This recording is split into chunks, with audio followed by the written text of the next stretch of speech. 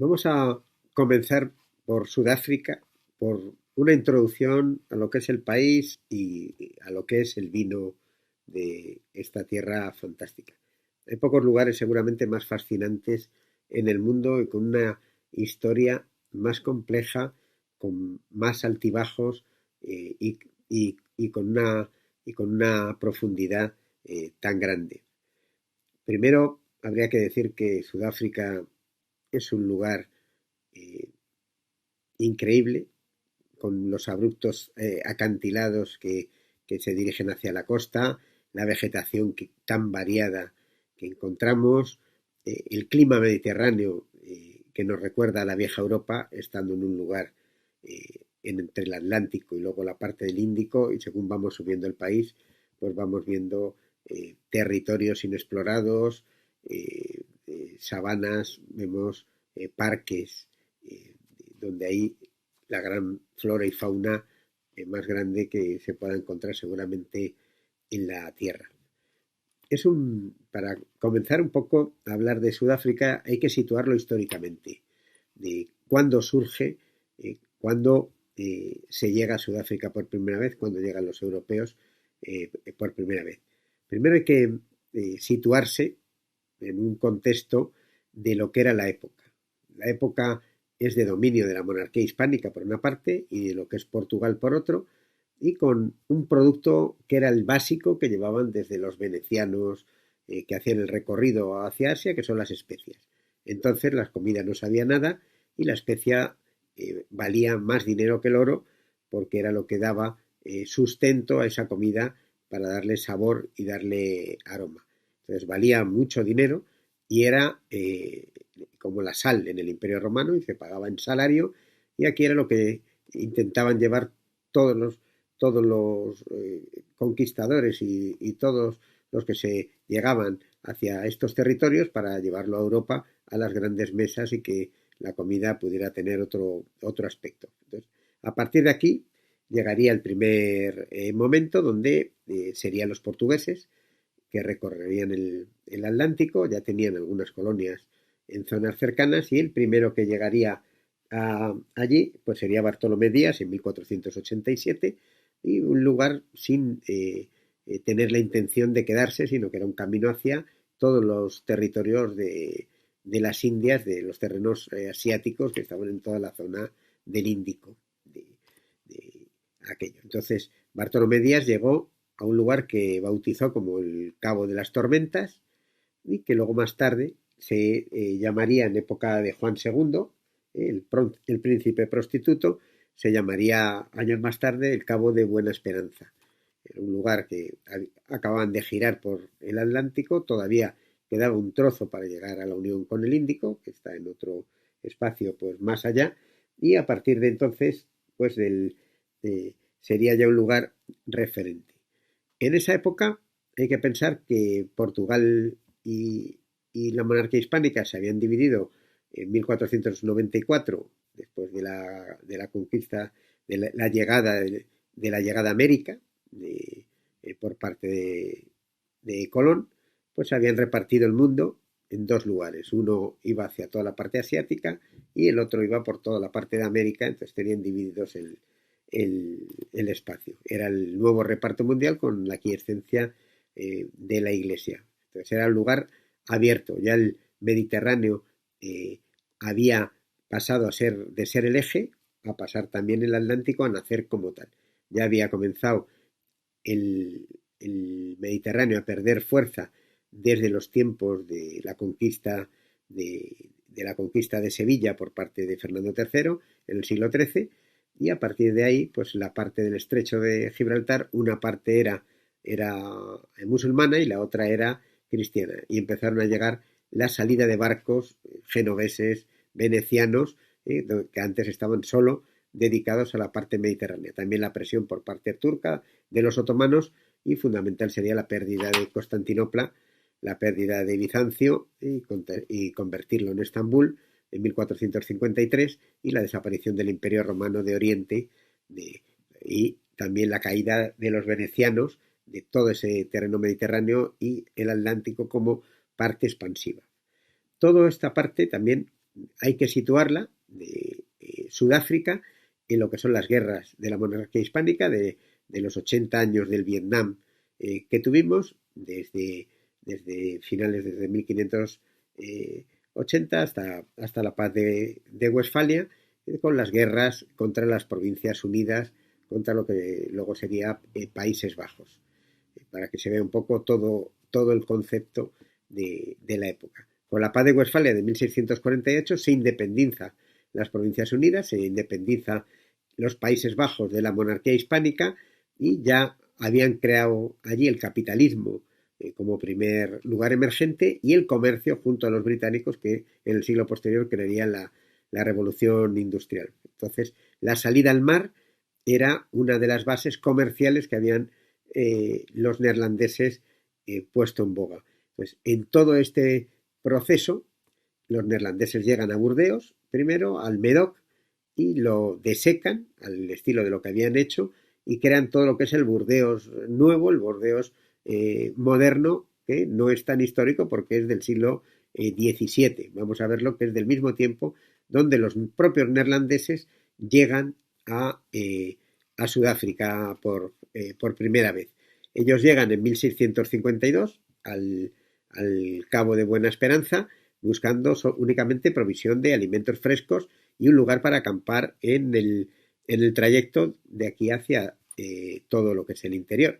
Y a partir de allí nacería una floreciente industria vinícola y nacería pues luego lo que es un país. El primer gobernador que tenemos es von Riebeck, marino, y plantó las primeras viñas entre 1655 y 1659, que es el mismo tiempo de la desecación de Burdeos.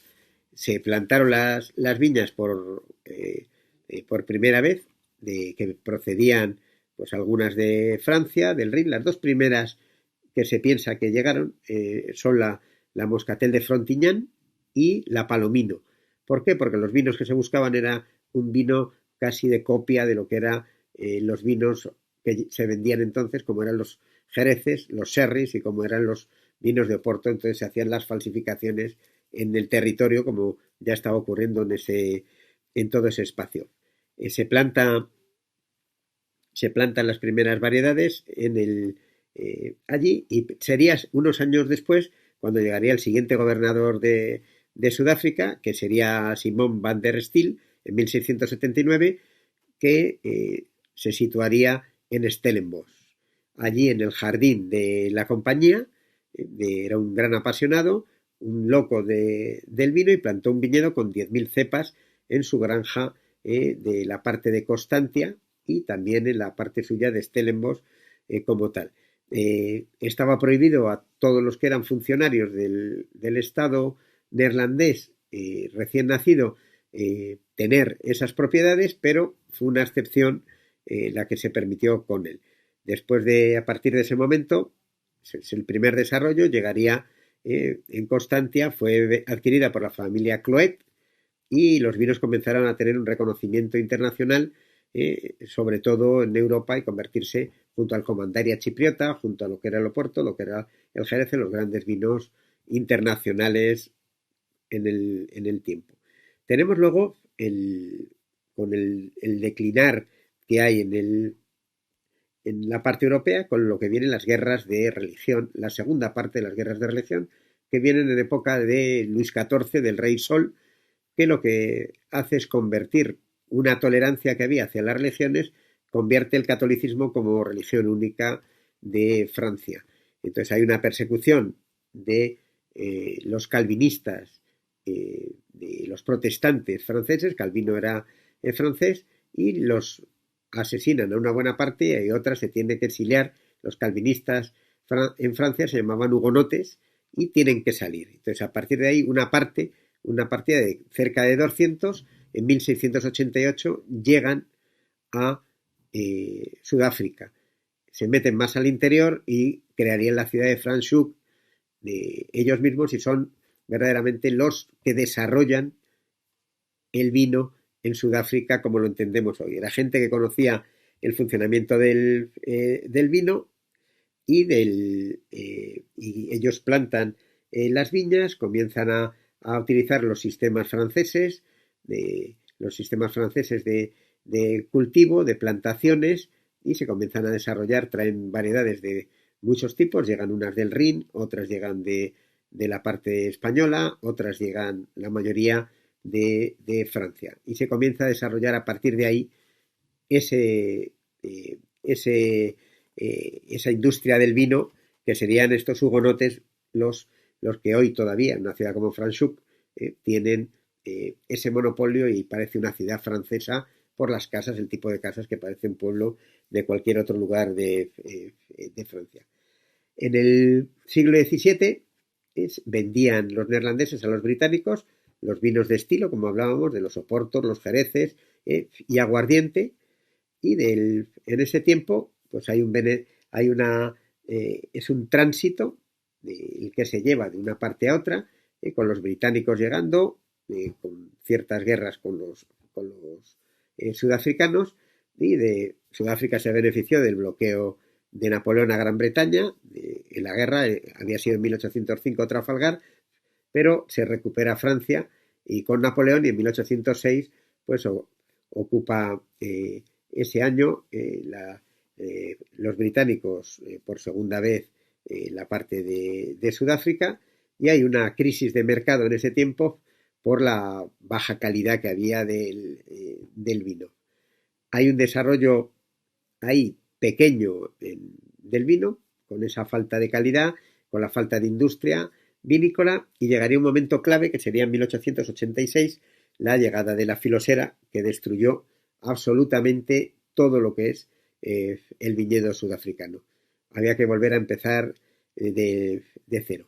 El comienzo del siglo XX se encuentra con una diferencia por la caída en la exportación tremenda. En 1910 se crea la Unión Sudafricana. Ya en el siglo XIX los británicos a comienzos del XIX habían controlado el Cabo de Buena Esperanza, tuvieron guerra con los Boers, con los neerlandeses, y entraron un poco más allá. Los británicos habían aprendido de la guerra con Estados Unidos, de la guerra de independencia americana, que era imposible dominar un lugar y conquistar un lugar y quedarte por medio. Entonces, los británicos a partir de entonces lo que querían era tener la protección del comercio, pero que mandara quien estuviera allí y que tuviera la capacidad de hacerlo. Pero ellos tener el control de lo que era el comercio para que se pudieran beneficiar a lo largo del tiempo de ese trayecto que iba hacia la India y hacia sus colonias en toda la parte asiática, y que pudieran tener un lugar de referencia en el tiempo. Con el tratado de Berendik en 1902 pues llegaron con los neerlandeses a un acuerdo. Es fundamental también el descubrimiento de los diamantes en Kimberley, en todas las minas que había en el interior, y en Johannesburgo, en todas aquellas minas de diamantes, y causó aquello guerra porque era un gran capital hacia el mundo. Llegó a partir de aquí un momento clave, que es el 1918, con la creación de la cooperativa, la KWV, que logró unificar al 95% de los viticultores del territorio, y le dio el dominio al gobierno completo para poder manejar el vino. Pero llegó un momento donde tuvo que hacerse cargo el gobierno, y la KWV le cedió el espacio al gobierno a partir de 1924, que marcó el precio del alcohol y el funcionamiento. En toda esa época el gobierno hacía ciertas leyes y mandaba la KWV, y en 1940 le transfirió el poder completo, las cooperativas, la decisión de variedades y de todo a la KWV, al gobierno, pero tuvo ese mando porque tenía el monopolio de la venta del vino en Sudáfrica.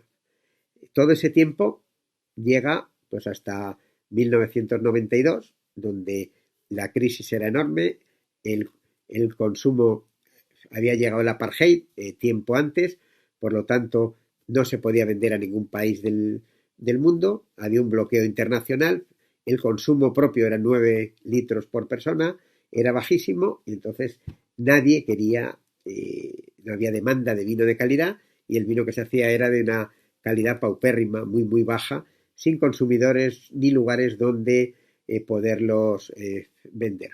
Solo hace falta ver en esa época, en 1981 creo que es, el Cabernet Sauvignon, el Syrah y el Merlot suponían un 3% de la producción total. Pero en esos años 90, hasta el 97, que el 97 es el año del fin del monopolio de KWV, de las grandes cooperativas, que es la mayoría del país, que controlaban toda la producción. Anteriormente se había hecho una ley del vino a partir de 1973 que se fue desarrollando y que veremos un poco más tarde. En ese año 97 solo hay que ver que había un 80% vino de uvas blancas y un 20% solo de tinto en lo que había. El gran cambio llega con la finalización del apartheid, con la salida de la cárcel de Nelson Mandela, y a partir del año 94 es un salto enorme porque Mandela populariza absolutamente lo que es el vino, de la exportación del vino, hay un cambio radical del mundo, desaparece el apartheid y se encuentra Sudáfrica con tres desafíos que son excepcionales a lo largo del tiempo. El primero es el fin del monopolio de la cooperativa de la KWV que controlaba todo el vino y a partir de ahí se vendía el control que se tenía de la producción, se tenía que vender para destilar una buena parte del vino de vinos y a la fruta. Entonces se perdía una gran parte como tal que tuvieron que comenzar y con el final del monopolio las cooperativas tuvieron que comenzar también en la apuesta de hacer vino de calidad y ese fue un desafío enorme al lugar del tiempo. De los años del apartheid, de todo, pues se intenta igualar de otra forma con lo que es la BEE, que es la facilitación de los negros de entrar en las empresas a trabajar, porque hasta entonces no podían tener ni acciones ni nada parecido, solo podían trabajar con sueldos de miseria. A partir de ahí los gobiernos sudafricanos quieren llevarlo en un futuro a que el 50% de las empresas sean propiedad de negros, algo que va a costar mucho porque todavía la segregación existe, aunque sea económica, de una forma tremenda como tal. Entonces, eso era facilitar a los negros a la propiedad y mejorar su cualificación profesional, algo que va poco a poco, a una velocidad demasiado corta en el tiempo. Y el tercer desafío que tenía es que el 95% del viñedo se encuentra en lo que es el suroeste de Sudáfrica, en todo lo que se llama la Western Cape, al oeste de la ciudad del Cabo. Entonces, toda esa parte, con una flora impresionante, lo que hizo un desafío enorme, porque es uno de los lugares del mundo que más riqueza hay de flores, de plantas en el tiempo, y entonces hizo que se creara lo que es la IPW, que es la producción integrada del vino, en defensa de la viticultura sostenible. Y eso llevó a Sudáfrica a lo largo de estos años y ha sido una de las luchas constantes, como lo vemos a lo largo de todo ese tiempo. Con el cambio del apartheid, la desaparición del apartheid, la llegada de Mandela, lo que es un cambio radical en la viticultura, en la enología, primero porque llega una cantidad enorme de personas que llegan de Europa, de los distintos países, que invierten dinero en el territorio.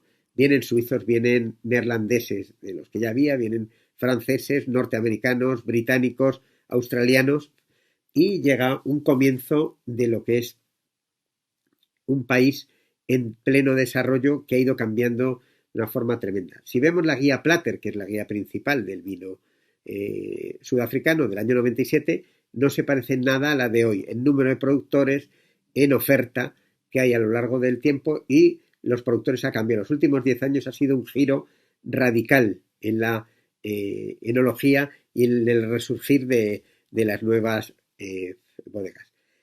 Entre todo ese periodo hay un momento importante que es en 1925 que el profesor Perron creó un cruce que era tan típico en esa época en Francia, sobre todo en Alemania, en Italia, en el norte de Italia, en Austria, de un cruce, de un híbrido que fue una sensación, que es la creación de la Pinotage, de esta variedad, de la Pinotage, de Canon Cop, uno de los grandes productores, y era la mezcla de Pinot Noir y de Cinsault, de dos variedades francesas a lo largo del tiempo. En 1927 se embotella el primer vino y luego no sería hasta 1961 donde saldría al mercado la primera botella bajo la etiqueta de Lancegac, que es el primer productor que hay. O sea, de 1961 la primera comercialización de la Pinotage.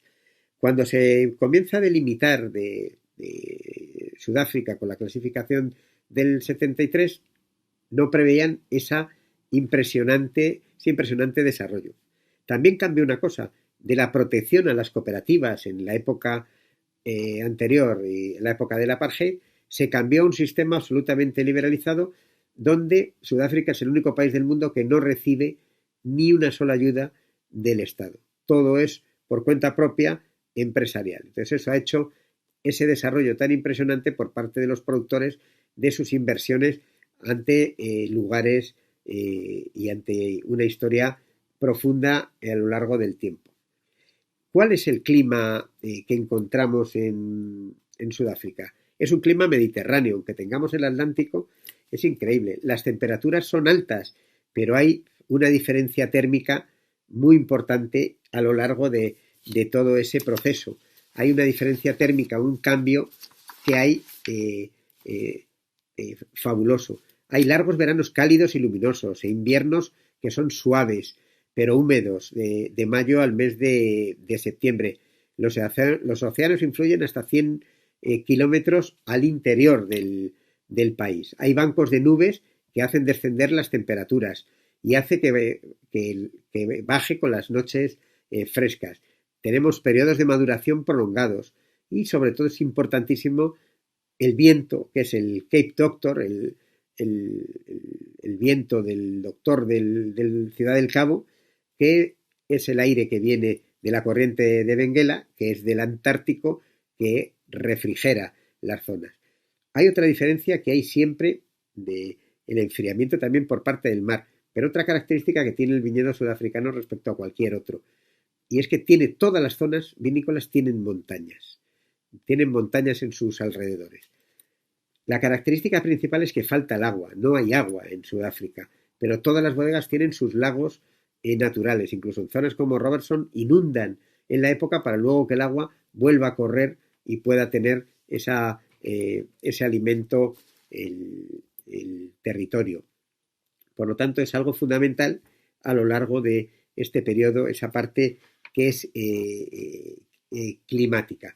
¿Qué variedades tenemos? Pues las variedades que tenemos en Sudáfrica son las variedades blancas más importantes, son la Chenin Blanc, que se llama Steen allí también, pero ya no va apareciendo cada vez menos porque el nombre de Chenin Blanc se ha hecho seguramente como el gran emblema de las variedades blancas sudafricanas y de vinos de más categoría, como ocurre con la Syrah en los tintos. La Chenin Blanc es el 18,6%, luego está la Colombage con cerca del 12%, tenemos la Sauvignon Blanc, que son 9,8%, tenemos la Chardonnay con 7%, la Muscatel de Alejandría, que es la Haneput, que es vino de Málaga seguramente, con un 1,8%, luego tenemos Semillón, ya en pequeñas proporciones, tenemos el Moscatel de grano menudo del tiempo. Hay que pensar que el primer gran vino histórico de Constantia, el Constantia, era un vino elaborado con Muscat de Frontignan, con la Muscatel de Frontignan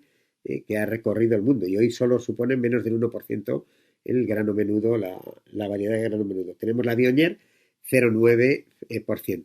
Entre las tintas, pues tenemos por una parte la Cabernet Sauvignon con el 11%, la Syrah con el 10%, tenemos la Pinotage que supone el 7,5%, la Merlot cerca del 6%, la Rubí Cabernet, que es un cruce californiano entre Cariñena y Cabernet Sauvignon, que es el 2,4%, la Cinsault no llega al 2%, la Pinot Noir un 1,3%, hay muy poco, y la Cabernet Franc, que son 0,9%. va habiendo cada vez más variedades de distintas partes del mundo. Hay garnacha, hay albariño, van trayendo distintas variedades que se han ido adaptando a lo largo de todo el tiempo. Los productores se han formado en Europa, todos ves unas colecciones impresionantes de vinos que beben. Si trabajan Syrah tienen todos los mejores Syrahs. Si ves Rioja tienen desde los Riojas clásicos de estilo bordelés a vinos actuales. Encuentras desde Riscal a Tondonia, a Eguren o a Juan Carlos López de la Calle. Tienen Vega Sicilia, tienen grandes vinos de las zonas vinícolas. Gente que se ha formado impresionantemente con un conocimiento del terreno y con una mentalidad muy clara de querer hacer las grandes cosas. La siguiente parte son los suelos. ¿Qué tipos de suelos hay? Pues muy variados. Allí tenemos un poco de todo, pero han tenido la inteligencia de plantar cada variedad en el espacio que se planta en el territorio. Por ejemplo, los sitios que hay Riesling están terrenos de pizarra. Hay muy poco terreno calcáreo. Entonces, el terreno calcáreo está para la Pinot Noir. Luego es el lugar geológico más antiguo de la Tierra, la Table Mountain, la montaña, la montaña de la Tabla, desde la que se ve Ciudad del Cabo perfectamente. Ese es el lugar más antiguo, el primer lugar que emergió. Todas las partes del calcáreo son terciarios y aquí tenemos del primario y del secundario. Entonces tenemos suelos de granito. En el granito que se planta la Syrah, se plantan esas variedades del Ródano. En los terrenos de gravas se planta la Cabernet Sauvignon, se planta también la Cabernet, parte de la Cabernet Franc. Donde se planta, por ejemplo, variedades como